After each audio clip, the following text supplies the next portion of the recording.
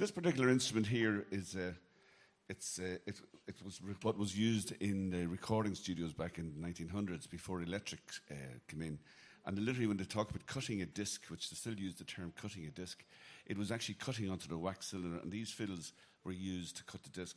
And it's basically like a regular fiddle, except for instead of having a sound box, it has a little needle here, a little lever that runs down from the bridge, and instead of having a sound post, you have this. I can hear it knock it there, and it drives this little diaphragm up and down, and then it comes out through the horn like a gramophone needle, a gramophone recording. So, and they were way ahead of their time in the day because they had monitors that you didn't have to plug in. You could just put your little ear up to this little piece here, and that was your monitor for playing the instrument. So we're going to play a little tune on it now. It's a tune I found in the Donlan collection, Rose de Gap. It's called the Rose de Gap, and when I published it, it was suggested that I use the name the Rose in the Gap, and it made a lot of sense because the woman who taught me how to play the fiddle was my mother, Rose O'Connor. She taught me to play, to read music, to transcribe music. And also, if you think of a rose in a gap, a rose, it's sort of something that's very delicate in an inappropriate situation. So it's a bit like a collection of music that was nearly lost, and I think that's very appropriate to call the collection of tunes the Rose in the Gap. So here's a little melody. It was written in 4/4 time. Nearly 300 tunes are in the collection, and this one, I arranged it. I wasn't sure whether to play it as a march or as an air or whatever, so I decided to arrange it as an air and a march. And then we'll play some tunes after that, simple little tunes that I think first we'll play with Off She Goes, and the second one is a version. You got the names? Daisy Bell is the second one. Is that the name that's in the book? Yeah. You might recognise them.